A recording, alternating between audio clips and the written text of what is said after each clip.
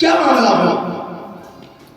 तो कहते हैं कि वो कब्र वाले मुर्दे कहते हैं अली पहले आप बताएं कि हमारी मौत के बाद आप जिंदों पर क्या क्या दुनिया में अहवाल है। तो मौला अली कहते हैं मैं क्या बताऊं, जो माल तुमने जमा करके रखा था तुम्हारे वारिसों में तकसीम हो गया, तुम्हारे वारिसों में तुम्हारा माल बंट गया।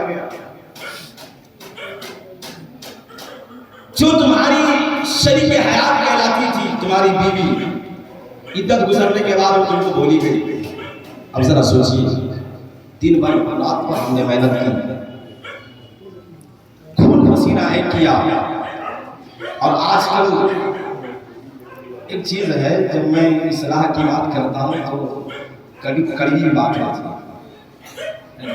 और कड़वी बात किसी पर निशाना नहीं होता, ये भी आती है। मुआशरे के अंदर जो जख्म होता है उस पर तवज्जो होती है ना। ये मत सोचिएगा कि मैं किसी के खास तौर पर कहता हूँ, मैं जब इस्लाह की बात होती है तो कड़वी बात होती है। मैं अर्ज कर रहा था, कहते हैं वो मुर्दे कहते हैं अली से, अली कहते हैं उन लोगों से कि तुम्हारी मौत के बाद वारिसों में तुम्हारा माल तकसीम हो गया, और इस्लाम का भी कानून है और हिंदुस्तान का भी कानून है, लॉ में जाइए तो उसमें भी कानून है, समय बट वारिसों में तकसीम होता है माल। 3 बार हमने मेहनत करके इकट्ठा कर दिया, मेरा माल ये तेरा नहीं है, ये वारिसों में तकसीम हो जाता है। और फिर कहते हैं कि मैं क्या बताऊं, जो तुमने मकान बनाकर रखा था अब तुम्हारे उसमें दुश्मन आबाद है। दुश्मन क्यों कहा? दुश्मन इसलिए कि तुम्हें अब याद नहीं करते, भूल चुके। जो तुमने मकान बनाकर रखा था उसमें तुम्हारा दुश्मन आबाद है, तुम्हें तो याद ही नहीं करते कभी, तुम्हें भूल चुके हैं। अब वो अपनी दुनिया बसाने में लगे हुए हैं, तुम्हें कभी याद न कभी हाथ उठाकर दुआ करते हैं, न कभी फातिहा के लिए तुम्हारे पास आते हैं, न कभी किसी से दुआ करवाते हैं, भूल चुके हैं। अब मैं क्या बताऊं, अब तुम लोग बताओ कि तुम लोगों पर मुर्दों पर क्या बीती।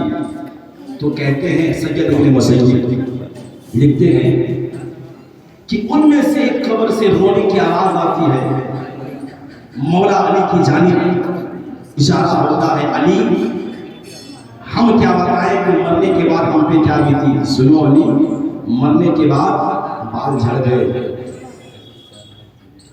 बाल झड़ गए, आंखें बह गई, अल्लाह आंखें भी बह गई। इस आंख में छोटा सा तिनका चला जाता है, हमारी हालत खराब हो जाएगी।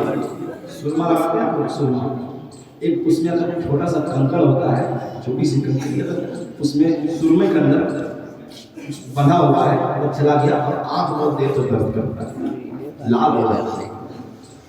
ये आंख बह गई, कब्र में कह रहे हैं अली से मुर्दे,